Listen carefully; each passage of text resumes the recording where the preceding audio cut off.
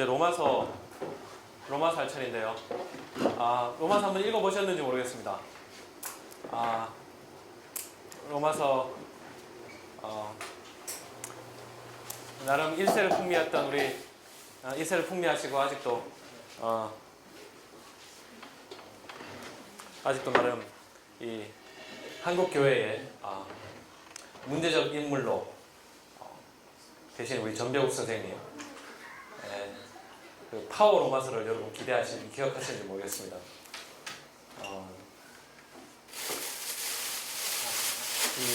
어떤 의미에서 이제 복음을 이야기할 때 기독교의 어떤 중요한 복음이라는 것을 가지고 이제 그 복음을 통해서 교회를 다시금 이야기하거나 개인의 삶을 이야기할 때 로마서는 필수적으로 읽어야 되는 텍스트입니다.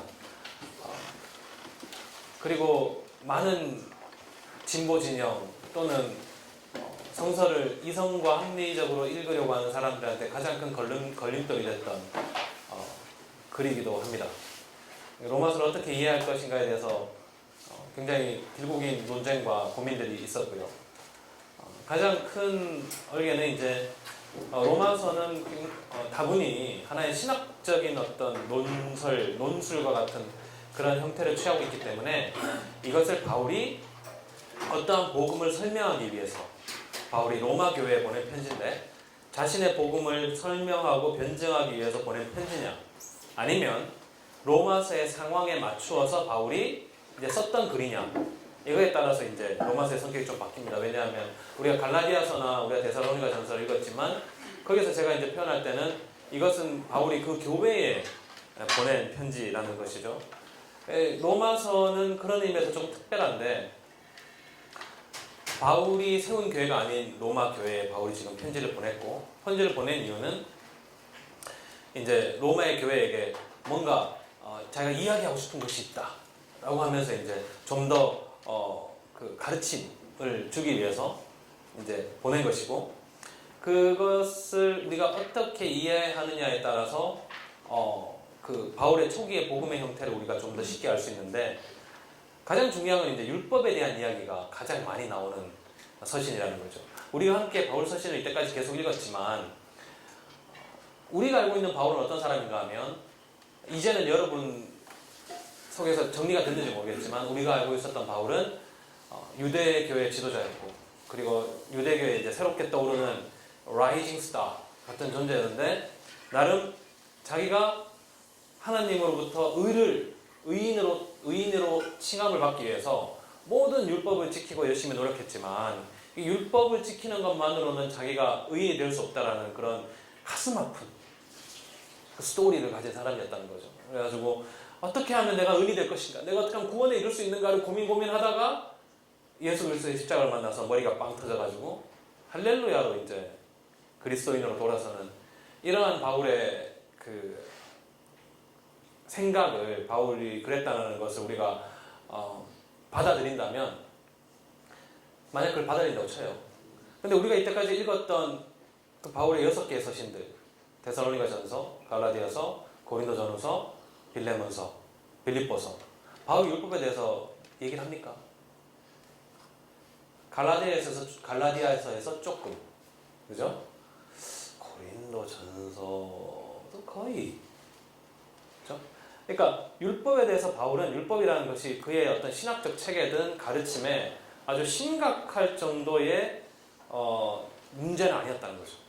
우리가 이렇게 읽어보면, 그런데 로마서에 가면 이게 톤이 확 바뀌거든요. 로마서에 가면 이제 바울이 율법이라는 걸 얘기하기 시작합니다. 근데 로마서를 읽을 때 우리가 첫 번째로 이제 감아야 될 것이 노모스, 법입니다. 법. 율법이 헬라어로 뭐겠습니까? 율법이 홀리 노모스일까요? 노모스입니다. 자, 그러니까 노모스예요. 그러니까 헬라어 성경에 그냥 노모스로 나온다고요. 이걸 로마 사람이 번역하면 뭐라고 번역할까요? 커버넌트 뭐 이렇게 번역할까요? 아니요, 그냥 로입니다. 로. 법이에요. 법.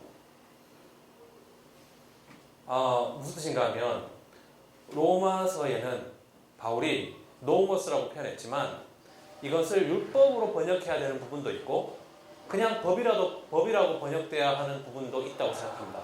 문제는 그걸 다 율법이라고 번역해버린 거죠. 왜 이게 중요하냐면 여러분 생각해보세요. 내가 유대인이에요. 제가 유대인입니다. 그 당시 유대인이 자기가 살아가기 위해서 유대인으로 살아가기 위해서 지켜야 될 로가 있었죠. 그게 뭐겠어요? 율법이죠. 내가 유대인으로 살아가기 위해서 내가 지켜야 될 게 로죠. 내가 로마인이라고 생각해 봅시다. 내가 로마인으로서 살아가면서 내가 지켜야 될 법이 있겠죠. 그게 뭐죠? 로입니다. 자, 유대인으로서 율법을 지키는 것, 로마인으로서 율법을 지키는 것, 또는 한국 사람으로서 한국의 헌법을 지키는 것, 한국의 법을 지키는 것. 여러분 법을 지키는 이유가 뭘까요? 여기서 법을 지키는 이유, 우리가 법을 지키는 이유. 벌써 7번째 만나는데 서먹서먹하게 이미 다 뽀록 난 사이에 이런 말, 이런 비열을 쓰면 안 됩니까? 편안하게 얘기하세요. 우리가 법을 지키는 이유가 뭡니까? 여러분 그런 생각 안 해보세요? 그냥 살았는데 법이 다 지켜지던가요? 예? 우리가 법을 지키는 이유가 뭡니까? 질서를 확립하기, 질서. 왜 질서를 확립해야 됩니까? 피해를 보지 않기 위해서. 타인으로부터 피해를 보지 않기 위해서. 자, 타인으로부터 질서를 지키고 타인으로부터 내가 피해를 당하지 않기 위해서 내가 법을 지키는 것인데, 결국 타인이 다른 타인에게 피해를 주지 않는 사회, 모든 사람이 법을 지킴으로써 타인이 다른 타인에 피해를 주지 않는 사회를 쉽게 얘기하면 정의로운 사회입니다. 그렇잖아요. 많이 듣는 얘기잖아요. 정의로운 사회. 정의로운 사회.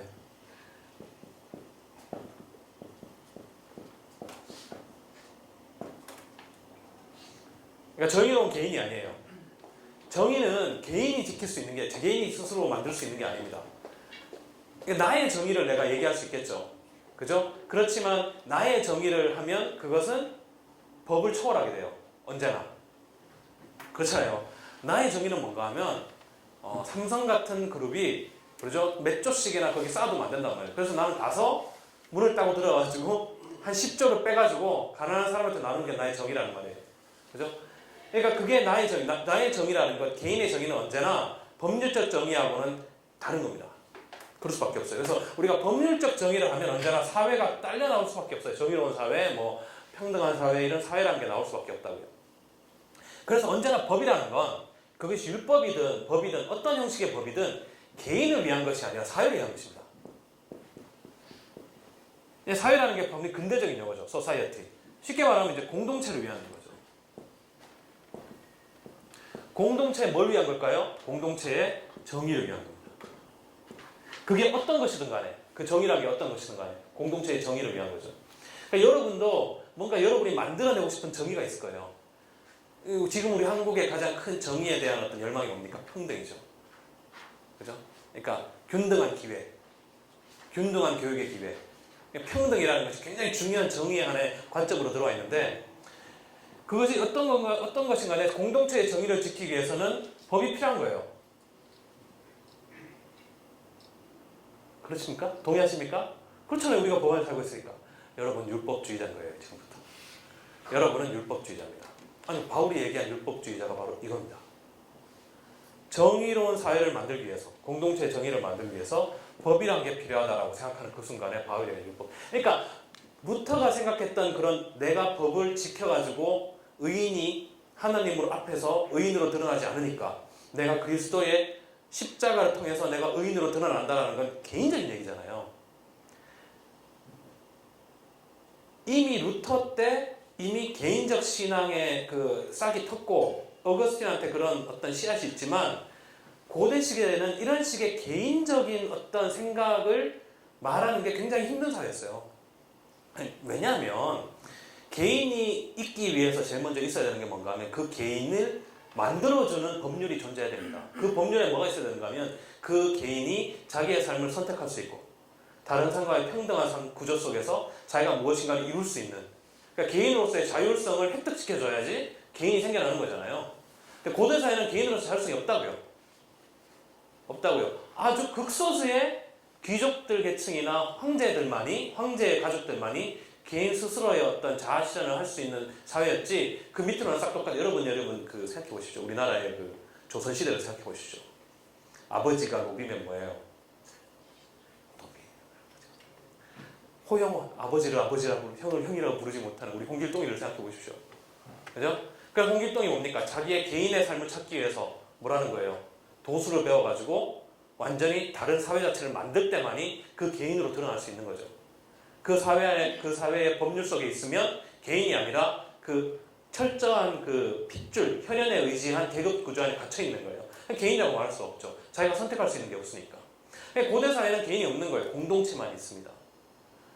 그래서 바울의 신학을 개인 구원의 차원에서 해석하는 것은 ahistorical, 비역사적인 해석 방법이라고 저는 생각하는 거죠. 근데 그게 왜 나쁘냐? 전 나쁘다고 얘기한 적이 없어요. 전 나쁘. 근데 그죠? 성경에서 보십시오. 아까 전에도 그런 얘기 했었지만 어린 양이 예수 그리스도입니까? 여러분 구약에 고난받는 종이 예수 그리스도입니까? 아니 구약에 고난받는 종이 이스라엘이죠. 그죠? 그걸 예수 그리스도로 해석한 거죠. 그렇게 보겠다 이거예요. 나는 그렇게 보였다는데 누가 뭐랍니까? 그럴 수 있는 거죠. 그렇기 때문에 신약이 살아있을 수 있는 거잖아요. 신약과 구약이 연결되는 것이고. 그렇지만은 쉽게 말해서 그 당시에 개인 구원의 차원에서의 어떤 그런 걸 생각하는 것 자체가 굉장히 불가능한 사회였다는 거예요. 그리고 무엇보다 정의라는 건 개인이 이뤄낼 수 있는 게 아니죠. 보통 제가 페이스북에서 그런 얘기를 1인 교회 이런 말씀 하시는 분도 있다고요. 저는 그분의 생각과 모든 걸 다 좋다고 생각합니다. 그렇지만 1인 교회라는 건 근본적으로 교회가 가지고 있는 정의 자체를 뒤흔드는 개념이죠. 교회는 언제나 공동체여야 돼요. 함께 살아가는 사람들 속에서 정의가 이루어지는 거지. 나 혼자 내가 하나님의 정의가 내 마음속에 나타나는 게 무슨 상관이야? 아무 상관없죠. 자기의 그 정의가 자기 마음속에 달아난 가장 좋은 예가 뭡니까? 그죠? 사랑의 교회 땅의 장님 또 그죠? 내 정의가 내 거. 그죠? 교회가 뭐 풍지박산이 나든 뭐 아무 상관이 없는 거예요. 내 마음속에 있는 정의가 하나님의 정의인데. 그러니까 정의는요. 이런 식으로 개인에 드러나면 안 되고요. 그 공동체의 공공선을 위해서 뭡니까? 도와줄 수 있고 그것을 이렇게 성장시킬 수 있는 것이 그 공동체의 정의라는 거죠. 그러니까 쉽게 얘기하겠습니다. 법이라는 것은 사회를 만드는 방법이고 그 목적은 공동체의 정의를 세우는 방법이라는 거죠. 율법이든 법이든 마찬가지입니다. 그러니까 바울이 지금 이 법이라는 걸 가지고 로마서에서 딱 시작을 할 때는 뭐예요? 법이 만들어내는 정의 자체가 뭡니까? 예수 그리스도가 만들어낸 정의와는 다른 것이다라는 걸 얘기하고 있는 거죠. 그러니까 비판하고 있는 거죠. 법의 정신을. 그러니까 바로 로마의 법의 정신, 율법의 법의 정신을 비판하는, 율법을 비판하는 게 아니라 바울이 로마서에서 본 얘기할 겁니다. 율법이 나쁘냐? 그게 아니라는 거죠. 율법을 정의를 만들어내는 목적으로 법을 세웠을 때 그 공동체는 절대 정의를 생산할 수 없다는 거예요. 그게 로마서의 정신이죠. 개인이 내가 율법을 요걸 지키고 요걸 지켜가지고 구원을 받는 게 아니고 내가 예수님을 믿어서 구원받는 것이지 라는 게 아니라 하나의 공동체가, 예를 들면 교회라고 봅시다. 교회. 하나의 교회가 하나님의 정의가 드러나는 교회가 되기 위해서, 계속 고린도전후서 다 교회 얘기 아닙니까? 되기 위해서 그 교회를 법이나 율법 위에 위치시킬 거냐, 아니면 그리스도를 통해 나타나는 하나님의 정의 위에 위치시킬 거냐에 따라서 교회의 명운이 갈린다는 게 바울의 생각인 거죠. 그렇다면 정말 이게 말이 될까? 그러기 전에 자, 우리 노모스 했죠? 자, 노모스 했고요. 자, 크라이스트. 자, 이건 지저스라는 이름이 어디서 나온 이름인 건 아시죠? 이게 스펠링 틀리면 안 되는데 조슈아,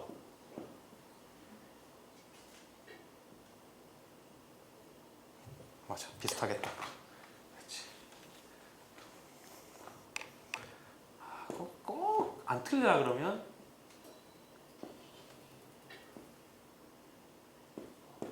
이거 아니에요? 조슈아. 맞아요? 감사합니다. 자, 밑에다가 틀릴 수도 있으니까 여호수아라고 쓰죠. 조슈아. 여호수아에게 추격판이에요. 지저스는 여호수아가 뭡니까? 이스라엘 백성들을 가나안으로 이끌고 들어간 사람이죠. 그죠? 이스라엘의 그 나라의 기틀을 세운 영웅입니다. 예수라는 게 여호수아에서 따온 말이죠. 그러니까 이 크라이스트는 무슨 말인가? 메시아에서 나온 거죠. 진짜 오늘 영어 많이 쓰네요. 메시아는 뭐예요? Anointed one. 기름 부음 받은 자, 왕이죠. 그러니까 크라이스트는 왕이라는 뜻이에요. 왕. 메시아. 교수님, 저 조슈아가 JOCHUA죠. 감사합니다. 이상하다 싶은 아까 전에 맞다 그런 사람 누구예요? 우리 함께 회개합시다. JOCHUA.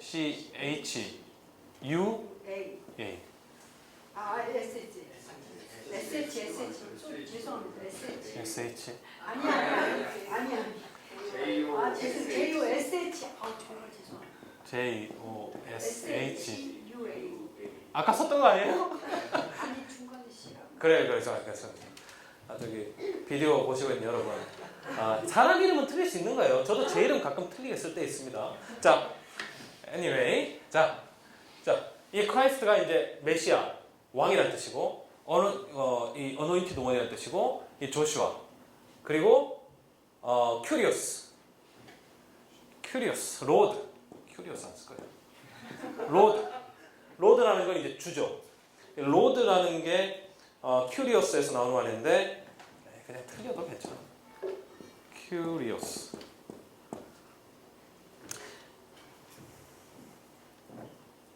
헬라어는 이거.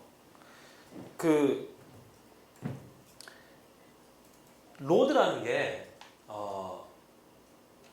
기본적으로는 자기의 주인을 얘기하는 거거든요. 근데 이게 종교적인 용어가 아니라 퍼블릭한 용어입니다. 그러니까 깡패들 중에 형님이 로드예요. 그리고 그 로마 사회는 그 로드들로 이루어진 사회죠. 나의 로드가 있어야 되죠. 우리 큰형님이 있어야 되죠. 그럼 그 큰형님의 큰형님의 큰형님의 큰형님이 누구였어요? 황제죠. 자, 그러면 황제는 뭐예요?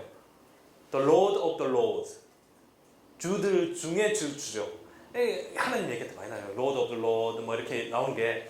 그러니까 결국 여기서 바울 서신에서는 예수가 몇 가지의 칭함을 받는데 이 메시아, 그리고 조슈아, 그리고 로드, 큐리오스, 로드, 이게 모두가 다 정치적인 용어라는 뜻이죠. 퍼블릭하고 정치적인 용어입니다. 물론 그 당시에는 정치와 종교가 분리된 사회가 아니니까 이게 다 종교적인 언어죠. 그렇지만 정치적인 언어일 수도 있죠. 그리고 두 번째로 정리할게.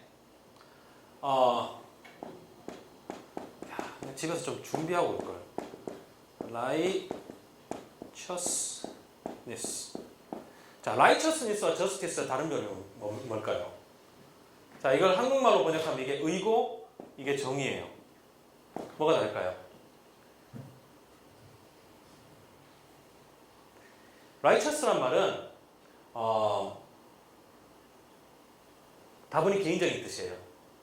그러니까 내가 올바른 사람이라는 뜻이에요. 그죠? justice는 뭐예요? 공동체적인 뜻이죠. 그 정의를 세우는 거죠. 그러니까 여기 justice라는 건 개인이 품을 수 있는 게 아닙니다. justice는 정의가 있는 거죠. 내가 거기에 갈 수 있는 거죠. 공동체가 거기에 가는 것이고. 이때까지 영어 성경이 디카이오스 이런 그 의라는 정의를 표현하는 이 헬라어를 다 righteousness로 번역을 했어요. 그러니까 칭이라고 하면 여러분 영어로 뭔지 아십니까? 칭의. justification. 그리고 justified. 그러니까 의롭게 되는 거고 이건 의롭다 칭을 받는 거죠. righteousness가 아니고 justice입니다. 의롭다 칭을 받는 게 아니라 뭐예요? 정의롭게 되는 거예요.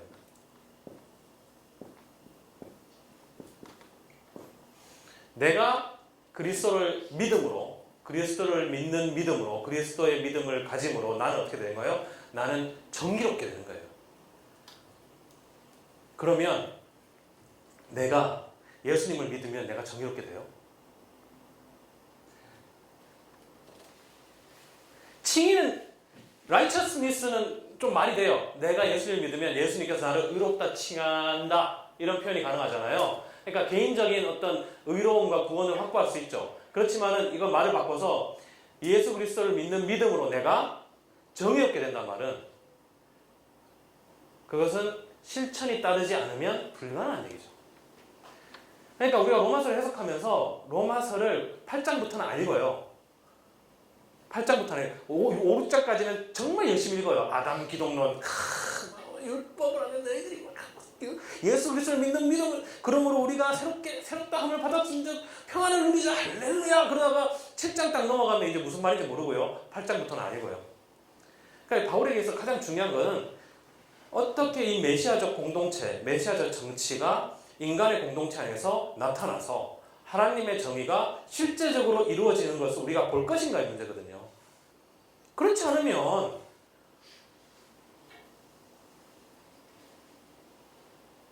저기 뭐 미국에 있는 그냥 교회, 보통 교회 예수님 믿으면 천국 갑니다. 할렐루야. 여러분 왜 여기 있어요? 천국 가게요. 여러분 천국 가요. 보장할게. 다 천국 가실 거예요. 집에 가서 그냥 하고 싶은 데 살면 천국 갈 수 있어요. 여러분 목사님 그렇게 설교하셔야 되잖아요. 그런 거 아니에요? 예수님 믿으면 천국 가죠. 우리의 구원은 모르니까 하나님의 선물로, 은혜로 우리한테 임한 거죠. 우리하고는 상관없이. 칼뱅의 그 유명한 5대 강령 아닙니까?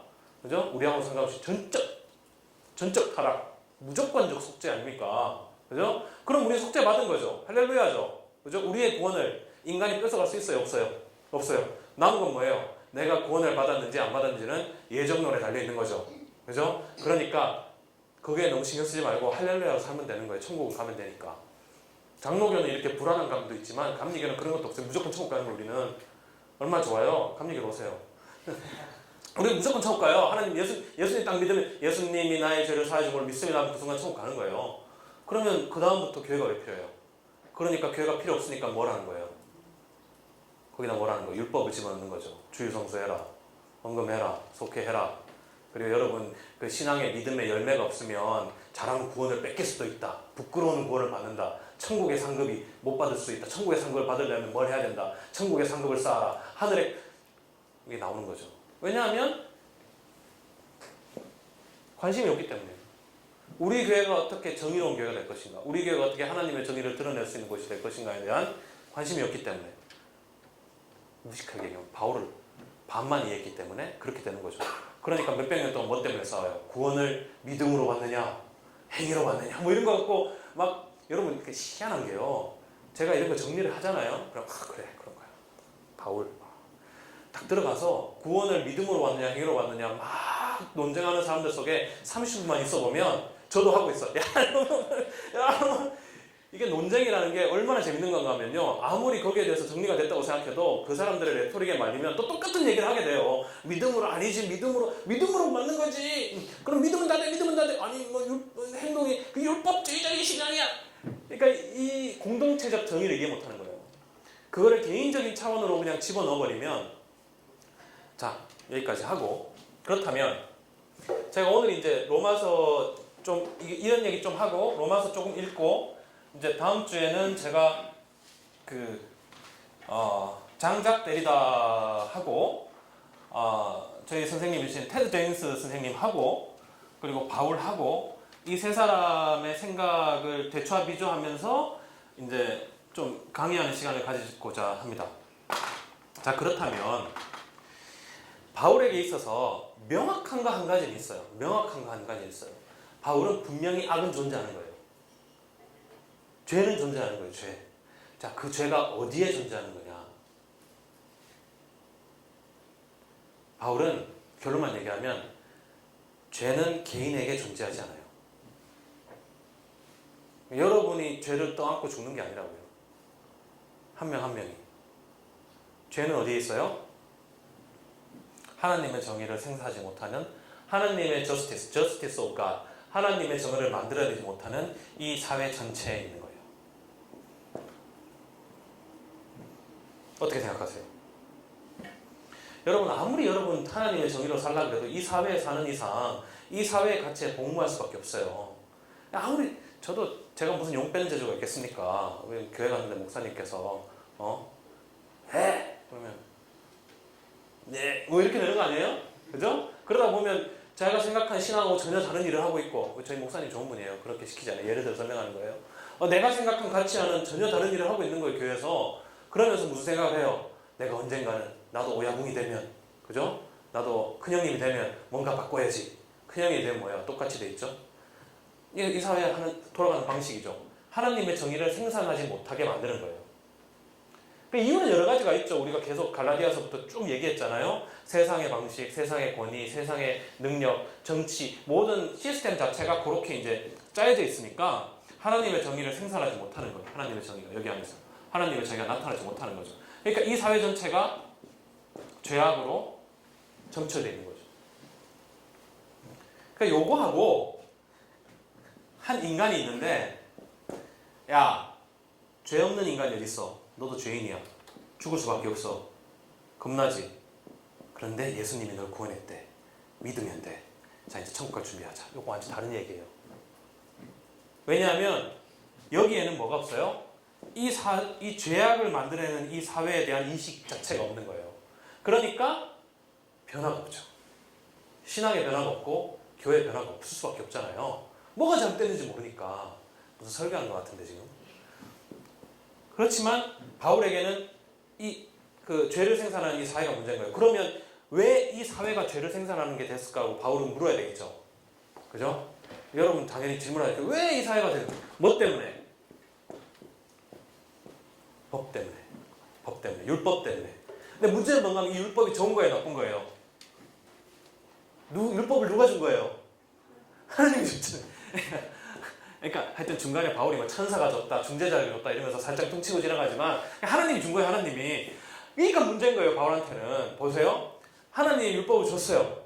오케이. 근데 그 율법에 의해 이 사회는 죄를 생산하는 사회가 됐어요. 아니?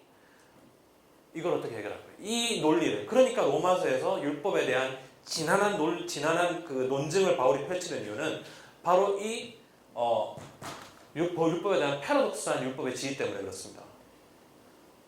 율법을 사탄이 줬다 그러면 얼마나 쉽겠어요, 그죠? 그죠? 율법은 사탄이 준 거야. 그러니까 세상에 다 사탄이고 하나님만이 짱이야. 그럼 뭐가 문제예요? 유대교인들은 다 지옥 가는 거 아니겠어요? 그죠? 근데 이게 정확하게 루터의 생각이잖아요. 그렇죠. 루터가 뭐예요? 유대교인들은 다 지옥 간다고 생각했잖아요. 그리스도를 믿지 않기 때문에. 바울은 뭐예요? 9장부터 10장, 11장에서 뭐예요? 유대교인들도 하나님께서 구원하실 거라고 얘기하죠. 그러니까 바울은 자기의 전통 자체가 하나님께서 세운 정의에 복무한다고 생각하는 거예요. 도움을 준다고 생각하는 거예요. 바울은 절대 율법을 버리지 않는 거예요. 이게 뭐예요? New Perspective on Paul이죠. 그러니까 바울의 세관점이 없이는 이런 해석 자체가 나오지 않는 거예요. 계속 여기에 머물러 있는 거죠. 그래서 E.P. 샌더스가 한 일은 자기는 몰랐겠지만 엄청난 일을 한 거예요. 이런 해석의 시작을 물꼬를 틀 수 있는 것을 이제 얘기를 했죠. 그리고 거의 제가 한 말의 반은 톰 라이엇이 한 얘기예요. 톰 라이엇은 이걸 어떻게 나누는가 하면 사회라고 보지 않죠. 이거는 이제 페이거니즘, 이방신. 이 사회가 이방신이고 여기 하나님 나라가 뭔가 하면 이게 이제 교회고, 그죠? 그리고 이 교회를 회복시키는 게 뭐예요? 월십, 신에 대한 올바른 예배. 이런 식으로 가면서 이제 교회 돈으로 톰 라이엇이 빠지는 거고, 저 같은 경우에는 이쪽으로 가지 않고 이걸 좀 더 보자는 거죠. 바울이 어떻게 이야기하고 있는지, 그래서 정의라는 게 과연 어떻게 생산되고 있는 건지 그걸 좀 더 따져보자는 거죠. 자, 우리 로마서 이제 가봅시다. 자, 로마서 1장. 자, 우리 이것을 이제 머리에 두고 로마서 1장 시작하면 1장부터 7장까지는 우리가 너무나 익숙한 바울의 표현이에요. 자, 로마 교회에 편지를 보내고 로마 교인들은 바울을 모르니까 바울이 이제 그 자기의 그 자주 이야기하는 그런 얘기들을 해요. 나는 사도로 세우셨고 그리스도의 은혜와 평강이 있을지어다. 7절 넘어갑니다. 8절부터 바울이 왜 로마서를 쓰는지가 나와요. 자, 8절부터 쭉 읽고요. 제가 먼저 내가 예수 그리스도로 말미암아 너희 모든 사람에 관하여 내 하나님께 감사하면 너희 믿음이 온 세상에 전파되미로다. 내가 그의 아들의 복음 안에서 내 심령으로 섬기는 하나님이 나의 증인이 되시거니와 항상 내 교대에 쉬지 않고 너희를 말하며. 이게 느껴지죠? 바울이 자주 쓰는 편이잖아요. 어떻게 하든지 이제 하나님의 뜻 안에서 너희에게로 나아갈 좋은 길 얻기를 간구하노라. 바울이 로마교회 가고 싶었죠. 내가 너희 보기를 간절히 원하는 것은 어떤 신령한 은사를 너에게 나누어 주어, 신령한 은사, 이게 쓴 목적이죠. 신령한 은사 나누어 주어 너희를 견고하게 하려 함이니 이는 곧 내가 너희 가운데서 너희와 나의 믿음으로 말미암아 피차 아니함을 얻게 함이라. 주고받고 해서 잘해보자 이런 얘기죠. 형제들아 내가 여러 번 너희에게 가고자 한 것을 너희가 모르기를 원하지 않으니. 모르는데 얘기하는 거예요. 여러 번 가고 싶었어요. 만나고 싶었습니다.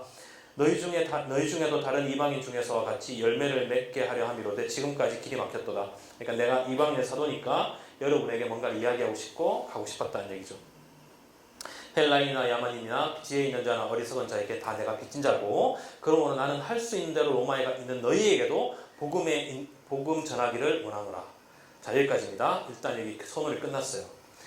이제 16절부터 이제 본격적으로 복음을 얘기합니다. 내가 복음을 부끄러워하지 아니하노니. 무슨 복음? 몰라요. 하여튼 복음을 부끄러워하지 않는데요. 이 복음은 모든 믿는 자에게 구원을 주시는 하나님의 능력이 됨이라. 자, 복음이라는 게 구원을 주는 하나님의 능력이고 먼저는 유대인에게요. 그리고 헬라인에게로다. 그러니까 유대인은 바울은 유대인을 절대 포기하지 않습니다. 복음에는 하나님의 의가 나타나서 하나님의 정의가 나타나서 그죠? Justice of God. 하나님의 정의가 나타나서 믿음으로 믿음에 이르게 하나니 기록된 바 오직 의인은 믿음으로 말미암아 살리라 함과 같으니라. 여기서 믿음이라는 표현을 우리가 로열티, 그죠? 그리스도에 대한 충성에서 우리가 충성에 이르게 한다는 얘기죠. 여기서 중요한 건 하나님의 정의라는 게 뭔지가 중요한 거예요. 자, 여러분 제가 질문해 볼게요. 여러분 마음속에 질문. 하나님의 정의가 뭐예요? 뭘까요? 아마 좀 충격적인 그런 앙케이트가 나올 것 같은데 하나님의 정의가 뭔지를 고민해본 사람이 있을까요? 구원은 받고 싶어 해요. 근데 우리는 하나님의 정의가 뭔지는 그렇게 관심이 없죠. 좀 끼익하면 이제 좀 불쌍한 사람 도와주고 그죠? 어려운 사람한테 좀 나눠주고 이런 거 아닐까 뭐 이런 생각을 하게 되죠. 근데 정말 하나님의 정의가 뭘까에 대해서는 우리가 고민해보지 않죠. 톰 라잇은 여기에서 이제 하나님의 정의를 얘기할 때 바울도 이야기하는 거지만 톰 라잇이 가장 강조하는 게 이제 The faithfulness of God이에요. 하나님께서 지키기로 한 그 약속을 지키는 거죠. 근데 내가 너희들한테 아브라함을 통해서 모든 자들을 구원하겠다라고 한 약속을 하나님 예수 그리스도께서 끝까지 지킨 것. 이것이 하나님의 정의라는 거예요. 그렇지만 로마서에서는 그것만 얘기하잖아요. 하나님의 정의가 뭔지 이제 얘기할 거예요. 이제 우리의 목적은 뭔가 하면 과연 하나님의 정의가 뭔지를 알아내는 거죠. 왜냐하면 그게 복음이니까. 로마서에는 그걸 얘기한다는 거죠. 자, 18절. 그렇게 얘기를 하고 18절부터 이제 죄가 무엇인지를 얘기하는 거예요.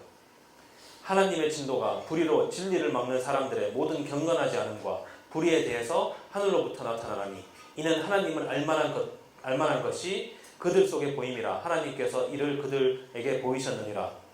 창세로부터 그의 보이지 아니하는 것들 곧 그의 영원하신 능력과 신성이 그가 만드신 만물에 분명히 보여 알려졌나니 그러므로 그들이 핑계하지 못할지니라. 그러니까 쉽게 얘기하면 하나님께서 그의 신성과 그의 정의로우심을 능력을 다 나타낸 거예요.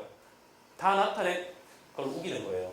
나는 옛날에 이 시대의 한국 사람들은 못 봤을 텐데 분명히 하여튼 어떻게 이렇게 되면 이게 만약에 이게 바울이 정말 이게 맞다고 받아들이면 에큐메니칼이 아니라 종교다운 하여튼 하나님께서 그의 신성을 다 드러내신 거예요. 그러니까 하나님을 모른다고 아무도 얘기하지 못한다는 거예요. 바울이 퉁치고 있죠 지금. 나는 하나님 몰랐는데요. 보였어! 하나님은 보여줬어! 뭐 이런 거잖아요. 그렇거나 말았거나. 자, 21절. 하나님을 알되 하나님을 영화롭게도 아니하고 감사하지도 아니하고 오히려 그 생각이 허망하여지며 미련한 마음이 어두워졌나니 스스로 지혜 있다 하나 어리석게 되어. 이거 여러분 고린도전서에서 기억나죠? 세상의 지혜, 세상의 어리석음. 그러니까 지혜가 있는데 결국 그게 하나님 보기엔 어리석게 되어 썩어지지 아니하는 하나님의 영광을 썩어질 사람과 새와 짐승과 기어다니는 동물 모양의 우상으로 바꿨느니라. 우상 숭배를 했다는 얘기죠. 하나님을 보지 못하고 하나님을 우상으로 바꾸어서. 이거 구약 전통이죠. 그러므로 하나님께서 그들의 마음의 정욕대로 더러움에 내버려 두사 그들의 몸을 서로 욕되게 하게 하셨으니 이는 그들이 하나님의 진리를 거짓 것으로 바꾸어 피조물을 조물주보다 더 경배하고 섬김이라. 주는 곧 영원히 찬송할 이시로다. 자, 바울이 했던 얘기를 하는 거예요.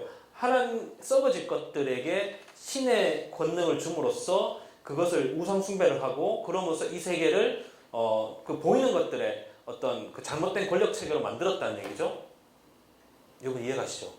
그죠? 이것이 지금 이 이야기하고 있는 게 이게 개인의 죄예요. 이게 한 개인이 정말 내가 정말 하나님을 보였는데 내가 하나님을 안 보고 내가 우상 숭배하고 썩어질 것들로 피조물의 진리를 블라블라블라블라, 이게 개인의 죄가 아니죠. 이게 모든 인류가 짓는 죄인 거예요. 인류 전체가 지금 짓는 하나의 어떤 죄의 거대한 골인 거예요. 그러니까 바울이 굉장히 이 사람이 시야가 넓다고 봐야죠. 이 때문에 하나님께서 그들을 부끄러운 욕심에 내버려 두셨으며 곧 그들의 여자들도 순리대로 쓸 것을 바꾸어 열리로 쓰며 그와 같이 남자들도 순리대로 여자 쓰기를 버리고 서로 향하여 음욕이 부릴 듯하며 남자가 남자와 더불어 부끄러운 일을 행하여 그들의 그릇 때문에 상당한 보응을 그들 자신이 받았느니라. 자, 27절은 제가 얘기하고 넘어가야 되겠어요. 이게 대표적으로 바울이 동성애를 비판하는 본문으로 읽혀지기 때문에 제가 이거는 좀 얘기를 해봐야 되겠습니다. 첫 번째로 본문에는 레즈비언에 대한 얘기는 없어요. 보면 여자들도 순리대로 쓸 것을 바꿔 영리로 쓰며라는 표현이 여자들이 여자끼리 성행위를 한다는 표현이라고 보기 힘들죠. 자, 봐요. 생각을 해보세요. 순리가 뭐예요? 순리. 이게 자연스러운 거죠. 자연스러운 거죠. 영리는 뭐예요? 부자연스러운 거예요. 그죠? 이건 법이 아니에요. 자연스럽고 부자연스러워요. 자, 제가 당시에 로마 사회의 자연스러운 성행위가 뭐라고 그랬어요? 남성적인 존재가 여성적인 존재에게 성행위를 가하는 게 이것이 뭐예요? 순리죠. 그죠? 이것이 자연스러운 거고, 그것이 비틀어지면 영리가 되는 거예요. 예를 들면 여성이 하여튼 여성이 이렇게 어그레시브하게 한다거나 이러면 이게 영리가 되는 거예요. 그러니까 단순히 여성이 순리를 영리로 쓴다는 것을 여성끼리 하는 섹스라고 보기가 힘들다고요. 그러니까 이 본문은 바울이 전체적인 동성애를 비판하는 본문이 아니라 그 당시에 로마 사회가 가지고 있었던 성적인 행위에 대한 비판이죠. 왜냐하면 그때는 나이가 많은 똑똑하고 지위가 높고 돈이 많은 귀족 아저씨가 나이가 젊은 아름다운 미청년과 섹스를 하는 것이 순리예요. 자연스러운 거예요. 근데 그걸 바울은 거꾸로 뒤집어서 그것이 자연스러운 게 아니라 그것이 잘못된 거라고 얘기하고 있는 거죠. 바울이 이 얘기를 하는 이유는 뭔가 하면 바로 그때의 사람들의 문화 자체가 그들이 생각하기에는 자연스러운 것이지만 하나님이 보기에는, 자기가 보기에는 자연스러운 것이 아니라 잘못된 것이라는 얘기고, 그 전에 무슨 얘기를 하는가 하면 그들이 그러한 성적인 문화를 가지게 된 이유도 그들이 우상숭배와 이러한 것들과 이러한 것들이 있기 때문에 하나님께서 그들을 버려두셔서 그들이 그렇게 됐다고 그랬죠. 그러니까 결론적으로 이렇게 보더라도 이것이 바울이 지금 동성애 자체를 비판하고 있다고 보기 힘들다는 거죠.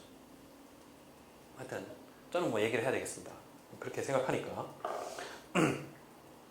그래서 그들의 그릇 때문에 상당한 복음을 그들 자신이 받았느니라. 자, 28절 갑니다. 또한 그들이 마음에 하나님 두기를 싫어하며 하나님께서 그들을, 자, 언제나 복수를 쓰죠. 그 상실한 마음대로 내버려 두사 합당하지 못한 일을 하게 하셨으니 곧 모든 불의, 추악, 탐욕, 악의가 가득한 자요, 시기, 살인, 분쟁, 사기, 악독이 가득한 자요, 수근수근하는 자요, 비방하는 자요, 하나님께서 미워하시는 자요, 능욕하는 자요, 교만한 자요, 자랑하는 자요, 악을 도모하는 자요, 부모를 거역하는 자요, 우매한 자요, 배악하는 자요, 무정한 자요, 무자비한 자라. 그들이 이같이 일을 행하는 자는 사형에 해당한다고 하나님께서 정하심을 알고도 자기들만 행할 뿐 아니라 또 그런 일을 행하는 자들을 옳다느니라. 이 본문을 많은 사람들이 개인의 악행의 목록으로 놓고, 여러분 여기 이 중에 여러분 하는 거 있어요? 수근수근하는 자? 이거 피해가기 힘들겠는데. 네. 얘가 좀 목록으로 해가지고 난 요거 아니고 분쟁, 사기? 아니, 사기? 대부분의 목사님 악독, 비방, 이것도 피해가기 힘들겠는데, 이게 아니라 여러분 제가 시오노 나나미의 로마인 이야기가 권해드리는 이유가 있어요. 당시에 로마 사회를 이제 이야기하는 역사서가 몇 가지 있었는데 가장 유명한 게 이제 탁시투스의 에너스 연대기라는 책이고 그것이 가장 이제 그 메인 텍스트고 그 이외에 이제 수에토니우스의 이제 시저들의 이야기라는 그 어떤 역사서가 있어요. 그건 뭔가 하면 이제 황제들의 이야기예요. 가장 대표적인 두 개의 역사서예요. 시오노 나나미의 로마인 이야기를 보면 이 두 개에 나오는 얘기들을 거의 다 소개하고 있어요. 그런데 대표적으로 그 역사사가가 그 당시의 역사를 비판할 때 누구를 비판하는지 아세요? 황제의 무분별한 성행위나 황제의 무분별한 악독함 그리고 암살, 쟁투 그리고 그 가족들에 일어나는 그런 막장 드라마를 얘기를 해요. 쉽게 얘기하면 우리 일일 드라마 같은 거예요. 일일 드라마 보면 완전 뭐 막장 가족이 나오잖아요. 그걸 얘기하는 이유가 뭐겠어요? 우리 사회가 막장이라는 얘기죠. 그것을 한 가족이 일어나는 그런 막장 스토리를 통해서 이 사회가 그렇다는 걸 표현하는 거죠. 그때는 역사사가가 글을 쓸 때 이러한 것들을 문제 삼는 게 단순히 개인이 어떤 비방하는데 수근수근하는 게 아니라 그 사회를 이끌어가는 그 리더들이 요즘 더킹이라는 영화 보셨습니까? 정확하게 이거예요. 더킹이라는 영화에서 얘기할 때 그 정치적으로 이 사람들이 부패했음을 얘기하지만 기본적으로 그 사람들의 생활상을 나오잖아요. 가족적으로는 막 멀쩡하게 사는 것 같지만 서로 등에다 칼을 꽂고 죽이고 배신하고 이거잖아요. 이거 보세요. 분쟁, 사기, 악독, 수군수군, 비방, 능욕, 교만, 자랑, 악을 도모하는 자, 우매한 자, 배약하는 자, 무정한 자, 무자비한 자. 그러니까 그 당시에 정치적인 리더들의 이러한 악행의 목록을 쓰는 것은 그 사회 전체가 지금 죄악에 빠졌다는 걸 이야기하는 하나의 외톨릭한 어떤 표현체계라는 거죠. 그러니까 이것을 그냥 개인의 어떤 그런 문제가 아니라 이 사회 전체가 알고 있는 문제를 지금 찍는 거죠. 만약에 지금 이야기한다면 지금은 그러겠죠. 부패와 뭐 불의가 가득한 사회라고 얘기하겠죠. 그렇지만 그때는 이런 식으로 쓰는 거라는 거죠. 자, 그렇다면 그렇게 얘기하는 거예요. 왜 이 사회 전체가 이렇게 죄악에 물드는가를 바울이 지금 1장 후반절을 통해서 다 적은 거죠. 복음을 이야기 딱 하고 하나님의 정의를 얘기하자마자 바로 이 사회 전체가 물들어 있는 악을 지금 바울이 이야기하고 있는 겁니다. 자, 2장. 그러므로 남을 판단하는 사람아 누구를 막론하고 내가 핑계하지 못할 것은 남을 판단하는 것으로 내가 너를 정죄함이니 판단하는 내가 같은 일을 행함이라. 이런 일을 행하는 자에게 하나님의 심판이 진리대로 되는 줄을 우리가 아노라. 이런 일을 행하는 자를 판단하고도 같은 일을 행하는 사람아 내가 하나님의 심판을 피할 줄로 생각하느냐. 혹 내가 하나님의 인자하심이 너를 인도하여 회개하게 하심을 알지 못하여 그의 인자하심과 용납하심과 길이 참으심이 풍성함을 멸시하느냐. 다만 내 고집과 회개하지 아니한 마음을 따라 진노의 날 곧 하나님의 의로우신 심판이 나타나는 그날에 임할 진노를 내게 쌓는도다. 결국에는 이제 하나님의 심판이 자기가 선한 판단을 해서 다른 사람을 심판하고 판단한다고 하는 위정자들이나 그런 개인들에게도 똑같이 임할 거라는 얘기죠. 7절 하나님께서 각 사람에게 그 항한 대로 보응하시되 참고 선을 행하여 영광과 존귀와 썩지 아니하는 것을 구하는 자에게는 영생으로 하시고 오직 자 여기서 이게 중요한 게 보세요. 이 참고 선을 행하여 영광과 존귀와 썩지 아니함을 구하는 자에게는 영생으로 하시지만 그 반대는 뭐예요? 당을 지어 진리를 따르지 아니하고 불의를 따르려는 자는 진노와 분노로 하시리라. 악을 행하는 각 사람의 영에는 환난과 공고가 있으니 먼저는 유대인에게요 그리고 헬라인에게며 선을 행하는 각 사람에게는 영광과 존귀와 평강이 있으니 먼저는 유대인에게요 그리고 헬라인에게요. 이는 하나님께서 외모로 사람을 취하지 아니하시리라. 자, 선이 뭐예요?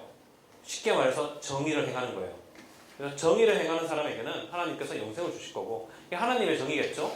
그죠? 이거를 또 급진적으로 해석해서 뭐 종교 바깥으로 확 가버릴 수도 있겠지만 일단 하나님의 정의를 행하는 사람은 영생이고 그렇지 않은 사람, 그러니까 단순히 어떤 기준을 놓고 이 기준에 다다르면 구원 이게 아니라 하나님의 정의가 이루어지지 않으면 하나님의 심판만 있을 뿐이라는 얘기를 하고 있는 거죠. 그리고 이제 12절부터 이제 율법 없이 범죄한 자는 또한 율법 없이 망하고 물론 율법이 있고 범죄한 자는 율법으로 말미암아 심판을 받으리라. 결국 그러니까 법이 있든 없든 간에 여기서 이제 율법이라기보다는 제가 보기엔 법이거든요. 법이라는 것이 있든 없든 간에 법이 없었던 사회도 있잖아요. 법이라는 게 없이 그냥 그죠? 다 벗고 이렇게 다니던 이런. 여러분 그 지금 우리 이 세계를 앵글로색슨족하고 아리안족이 완전히 잡아뒤틀어가지고 근대 사회를 완전히 그 먹었지만 미국하고 독일이요, 영국하고 걔네들이 지금 이때 뭐 하고 있었겠어요? 걔네들이 이때 지금 산속에서 이거 하고 막 이거 오줌포 같은 거 놓고 발로 차면서 이제 그때부터 축구를 했는지 몰라도 그러고 있는 사람들이었어요. 그거는 얘들은 아예 법도 없는 애들이에요. 얘들 법도 없는 애들. 너희들도 피해갈 수 없다는 거죠. 문명사회든 아니든 그런 애들이 이태리 사람들한테 어떻게 문명을 배워가지고 이 세계를 지배하고 있죠. Anyway. 자 13절 하나님 앞에서는 율법을 듣는 자가 의인이 아니요 오직 율법을 행하는 자라야 의롭다 하심을 얻으리니 율법 없는 이방인이 본성으로 율법의 일을 행할 때에는 이 사람은 율법이 없어도 자기가 자기에게 율법이 되나니 이런 이들은 그 양심이 증거가 되어 그 생각들이 서로 혹은 고발하여 서로 변명하여 그 마음에 새긴 율법의 행위를 나타내느니라. 곧 나의 복음에 이른 바와 같이 하나님이 예수 그리스도로 말미암아 사람들의 은밀한 것을 심판하시는 그날이라. 결국 율법 있든 법이 없든 법이 없는 사회라 할지라도 결국 법이 있는 것이니까 그죠? 그 사회가 심판밖에 받을 게 없다라는 바울이 이야기를 하고 있습니다. 그리고 17절부터 유대인이라 불리는 내가 법을 의지하며 그러면 여기서 이 법은 뭐겠어요? 율법이겠죠. 물론 이것은 저의 생각입니다. 괜히 어디서 유파다가 두려움 환난을 당하거든 제 이름을 파세요. 많은 학자들이 로마서에 나오는 노모스라는 표현을 전체를 다 율법이라고 생각하는 학자들이 절대 다수입니다. 근데 여러분 가만히 읽어보시면요. 제가 이 얘기를 안 하고 넘어가요. 제가 제 석사 논문 쓴 거 얘기해 드렸죠. 그죠? 제가 석사 논문을 로마서 4장을 썼거든요. 제가 로마서 4장을 석사 논문 쓰기 위해서 로마서 4장을 원문과 각종 영어와 모든 버전으로 30-40번을 미친 듯이 읽고 로마서 4장에 대해서 쓴 30년 동안 나오는 모든 논문을 통틀어 읽고 미친 듯이 논문을 썼어요. 그래가지고 교수님한테 딱 제출했습니다. 교수님이 딱 보시더니 근데 3장에서는 다르게 얘기하는데 혹시 3장하고 7장을 읽어봤어요? 딱 한 번밖에 안 읽어본 거예요. 무슨 일인지 아시겠어요? 로마서 4장을 논문을 쓰는데 로마서 4장에 관한 모든 자료를 읽었지만 로마서 전체를 제가 제대로 읽어보지 않은 거예요. 그러니까 제가 중간에 이게 헤이즈가 하는 편이거든요. 리처드 헤이즈. 그 대가가 유대인과 헬라인이라는 바울의 표현을 헬라어식 그걸로 풀어가지고 이것 자체가 갖고 있는 어떤 문제를 하거든요. 고개를 갖다 와서 그걸 메인 주제로 삼아서 논문을 썼는데 선생님이 바로 제 앞에서 3장과 7장과 8장을 펴놓고 헬라어로 풀면서 이게 이런 헤이즈의 말대로 하면 요거는 요렇게 해석돼가지고 전혀 다른 표현이 되지 않느냐라고 얘기를 하는 거예요. 아니 제가 헤이즈라면 얘기를 했겠죠. 근데 저는 할 말이 그런데? 그 순간 저의 그 몇 달 동안 쓴 저의 석사 논문이 그 앞에서 여러분 성경은요 읽어야죠. 그죠? 그러니까 연구를 하는 건 좋은데 성서를 읽고 자기의 나름대로 그 로마서 전체가 이해가 가야죠. 그래야지 이해를 하는 거잖아요. 우리는 신학교에서 공부하신 분들이 있겠지만 신학교 가면 바울의 구원론 그럼 뭐예요? 로마서에서 몇 절, 뭐 어디에서 몇 절 이렇게 딱 놓고 해가지고 구원론에 대한 학자들도 딱 보면 뭐예요? 막 화려하게 막 쓰지만 성경 한 4-5개 구절 해가지고 막 거기서 뭐 키아스무스 뭐 이런 구조 거차 대칭 구조 뭐 이래가지고 막 모든 뭐 역사서 막 왔다 갔다 하면서 딱 나오지만 그러니까 여러분 그 톰 라이스 자꾸 아까 전에 톰 라이 팬이 있다 그래가지고 보통 대가들이 소가들 저 같은 부족한 사람들 논문 깔 때 어렵게 까지 않습니다. 그냥 거기에서는 그렇게 해석이 되는데 뭐 조금만 지나가서 바울이 이런 얘기할 때 로마서 전체 구조에 안 맞지 않냐고. 근데 대가는 또 자기가 다 이해하고 있으니까 또 바로 반론을 펴요. 그렇지만 정말로 그는 그 셀렉티브한 리딩으로 성경을 공부하면 정말 여러분 낭패 봅니다. 그렇잖아요, 그죠? 보통 논문 쓸 때 석사 논문 쓸 때 뭡니까? 로마서 5장 5장의 1절부터 10절까지의 연구 뭐 이런 거 있잖아요. 요한복음의 고별 설교에 나타난 고별 설교에서 성령에 대한 언급에 대한 연구 뭐 이러면서 그러면서 읽는 게 뭐예요? 성경이 아니라 뭐 거기에 나타난 엄청나게 많은 논문들을 읽고 그 논문들을 대차대조 비교하면서 이게 나쁘다는 뜻이에요. 이게 스칼라십인데 그 스칼라십을 세우기 위해서 그 전에 성경에 대한 철저한 읽기와 이해가 있어야 되는 거죠. 그래서 자기의 질문을 찾고 그 질문에 대한 해답을 찾아가는 과정이 논문의 과정이지 뭔가 이미 있는 선형구를 다 그냥 갖고 와가지고 그것을 내가 열심히 읽어가지고 거기에서 뭔가 열매를 가지고 온다 하더라도 그러니까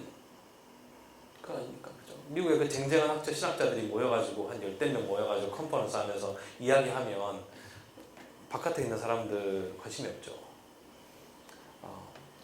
그러한 어떤 그런 지금 이제 우리가 지금까지 이렇게 온 과정도 여러분 보기에는 좀 지루하겠지만 성경 읽어야 돼요. 그죠? 진보든 보수든 상관없습니다. 성경 자기 나름대로 바울을 읽고 복음서를 읽고 자기 나름의 어떤 이해를 가지고 공부를 하면서 깨지든 박살나든 그러면서 조금씩 자라나는 것이지 그냥 누군가의 해석을 딱 갖고 와서 머릿속에 딱 집어넣은 다음에 요즘은 이 사람이 트렌드래요. 딱! 이 사람 딱! 이 사람 딱! 중요한 건 뭔가 하면 그런데 그 중에 대가를 잡으면 또 운이 좋겠지만 그 중에 또 그러니까 성경을 읽읍시다. 자, 결론은 그거죠. 제가 옛날에 이런 얘기 하는 사람한테 뻥 싫어했거든요. 성경을 읽는다고 뭐가 되겠어? 신학을 알아야지. 참 무식한 사람 같은데. 근데 자기가 다 제가 조직신학을 전공했다면 이러겠죠. 이렇게 좁아터진 세계에서 여러분이 뭘 할 수 있겠어요? 하느님은 성경보다 훨씬 더 크십니다. 막 이랬겠죠. 제 말도 잘 해서 들으시기 바랍니다. 자, 그래서 17절부터 유대인과 율법에 대한 관계를 이야기하겠죠. 여기서부터는 여러분이 보통 알고 있는 것과 그렇게 다르지 않아요. 그러니까 율법이라는 것이 그걸 지킴으로써 바울이 계속 얘기하는 거죠. 율법 하나를 지키면 모든 걸 다 지켜야 되고 하나라도 안 지키면 죄인이고 이런 식의 이야기를 하고 그리고 이제 할례에 대한 얘기를 하고 그러면서 넘어갑니다. 이제 3장 가면 그런즉 유대인의 나음이 무엇이냐 할례의 유익이 무엇이냐 많다 이거죠. 그러니까 바울의 이제 중요 논증이 시작되죠. 율법이 죄악을 생산하지만 그러나 그 율법 자체가 잘못된 것이 아니다라는 엄청나게 지리하고 복잡한 논증을 바울이 이제 하는 거죠. 이유는 하나예요. 제가 생각에는 자기의 트레디션 자체에서 나타난 하나님의 정의를 절대 부정할 수가 없거든요. 그죠? 그러니까 그것을 얘기하는 거죠. 지금 시간 관계상 조금 넘어가서 우리가 9절 봅니다. 그러면 어떠하냐? 우리는 나으냐? 결코 아니라. 유대인이나 헬라인이나 다 죄 아래에 있다고 우리가 이미 선언하였느니라. 보세요.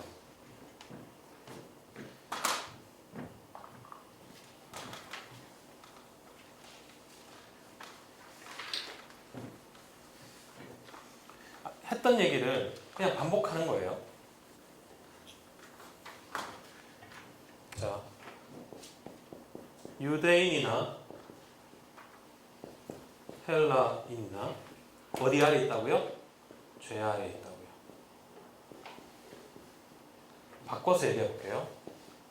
한국인이나 미국인이나 죄 아래 있다고요. 여러분, 내 손자 스스로 내가 한국인이 될 수 있어요? 없어요. 한국인은 그 한국인이라는 전체의 카테고리가 끝나고 난 다음에 그 전체 카테고리 안에서 한국인들이 있는 거예요. 그렇잖아요. 누가 죄 아래 있는 거예요? 우리가 죄 아래 있는 거죠. 내가 죄 아래 있는 게 아니고. 이게 차이가 엄청난 거죠. 왜냐하면 유대인과 헬라인이라는 이 표현을 쓰는 바울이 쓰는 이유가 있죠. 이게 아니면 바울이 이렇게 네가 죄 아래 있다고 그랬겠죠. 바로 네가 죄 아래 있거든. 근데 이건 유대인이나 헬라인이라 했잖아요. 유대인이나 헬라인이라는 걸 나누는 거대한 기준이 뭐예요? 로거든요. 율법이거든요. 이거 유대인에게는 율법이요, 헬라에게는 또 로만 로죠. 사회를 조정을 하고 사회를 만들어가는 이 법. 이 법에 해당하는 이름으로서 유대인과 헬라인이 의미가 있는 것이고 문화에 해당하는 의미로서 유대 헬라인의 의미가 있는 것이죠. 그럼 이 전체가 단순히 그 개인이 아니라 그 모든 공동체가 만들어내는 문화, 법률, 그죠? 정치 모든 것이 죄 아래 있다라고 보는 거예요. 그럼 이 죄를 해결하기 위해서 뭘 해결해야 됩니까? 내가 회개하면 돼요? 아니죠. 해결 안 되는 거예요. 그러니까 바울이 이렇게 로마서가 이렇게 긴 거예요. 만약에 바울이 루터처럼 생각을 했다면 로마서가 길 이유가 없죠. 믿으면 너 구원. 할렐루야. 박수 짝짝짝 이러면 되는 거예요. 여러분 진짜 루터 저 읽은 만큼 많이는 안 읽었지만 많이 읽었지만 정말 성화 없어요. 루터 성화 없습니다. 그게 나쁘다는 뜻은 아니에요. 그 시대에서는. 근데 바울은 아니라는 거죠. 바울은 지금 이렇게 얘기하고 있잖아요. 자 이제 그렇기 때문에 바울이 인간은 모두 죄인이다라는 말은 100% 맞는 말이에요. 그렇지만 거기서 인간은 개인 당신이 아니라 우리가 만들어낸 하나의 인류 전체가 죄 아래 있다고 표현하는 거죠. 그럼 그 인류라는 카테고리 안에 다 들어오는 거예요. 정치, 경제, 사회, 문화 모든 것이 다 죄 아래에 있다라고 보는 거죠. 그러니까 이런 시각은 뭐 아주 보수적인 시각부터 해서 이런 시각은 다 있는 거예요. 다만 뭐가 없는가 하면 그것이 개인에게 갔을 때는 어느 순간인가 그 전체라는 시각이 싹 사라지고 나 개인 죄인, 너 개인 죄인 이렇게 되는 게 문제인 거예요. 바울은 그런 시각이 아니라는 것이죠. 자 19절 갑니다. 우리가 알거니와 무릇 율법이 말하는 바는 율법 아래에 있는 자들에게 말하는 것이니 이는 모든 입을 막고 온 세상으로 하나님의 심판 아래 있게 함이라. 그러므로 법의 행위로 그의 앞에 의롭다 하심을 얻을 육체가 없나니 법으로는 죄를 깨달으리라. 그렇죠? 자, 이제는 법 외에 지금부터는 19절부터는 바울이 유대인이나 헬라인이나 그랬으니까 이제 로죠. 전체적으로 율법과 법을 통솔하는 하나의 법이죠. 법. 자, 이것을 한국인 나왔으니까 한국인으로 바꿔볼게요.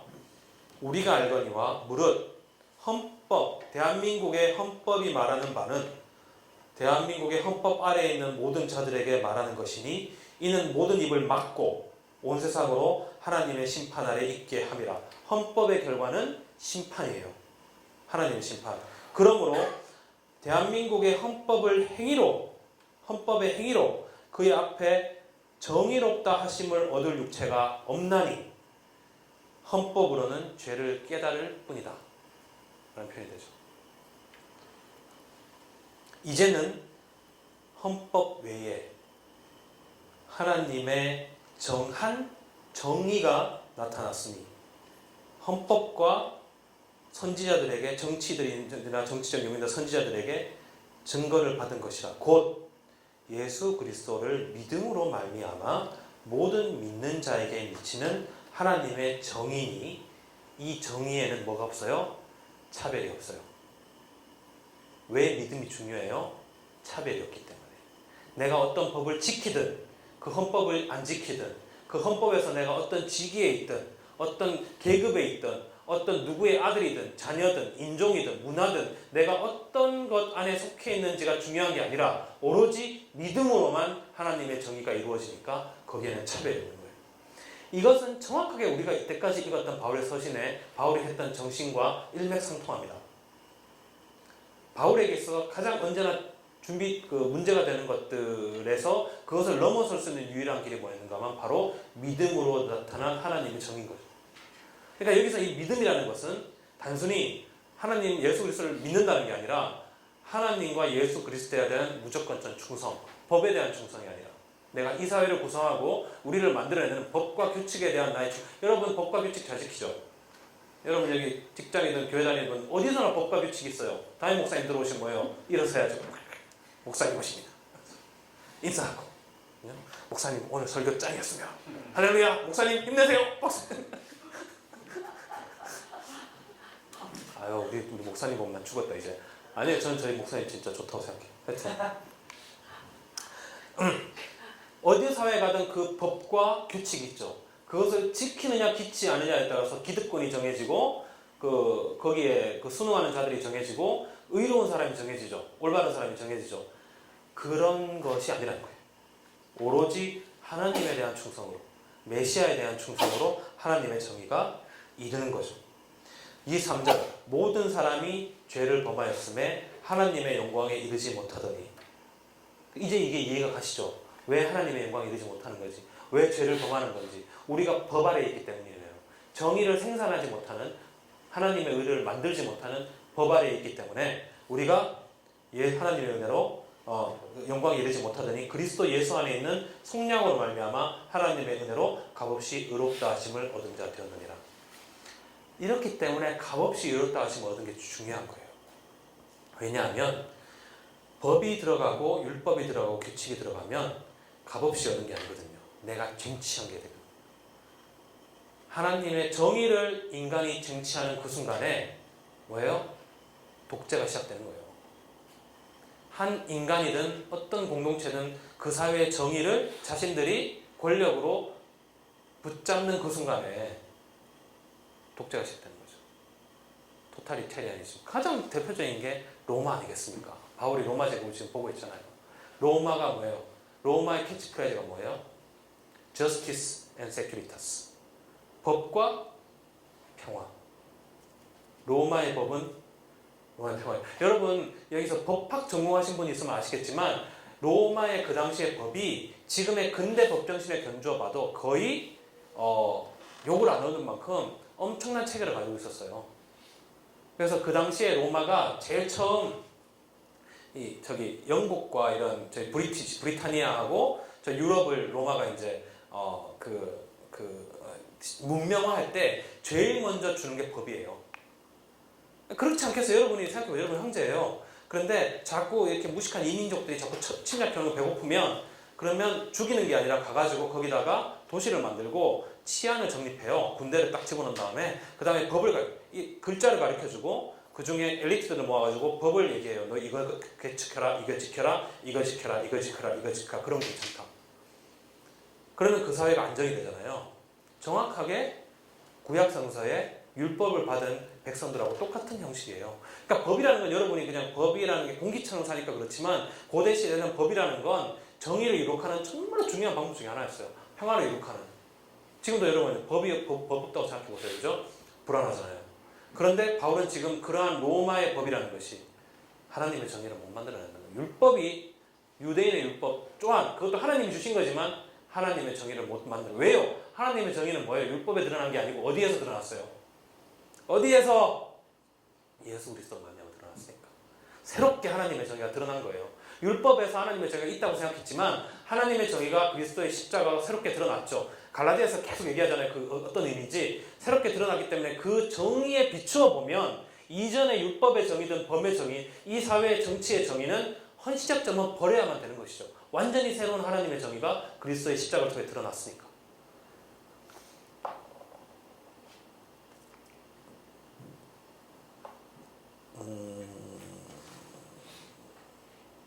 27절 그런즉 자랑할 데가 어디 있느냐 있을 수가 없느니라. 무슨 법으로냐 행위로냐 아니라 오직 믿음의 법으로라. 여기서 이제 믿음의 법이라는 것을 이제 바울이 이야기하는데 그냥 쉽게 말씀드리고 지나갈게요. 믿음의 법은 영의 법. 바울이 이제 갈라디아서하고 고린도전서에서 영의 법과 똑같은 말이에요. 평화를 이루고 그 공동체에서 이제 그 반목과 시기와 질투를 끝내고 성령의 열매를 맺는 그러한 법들, 그죠?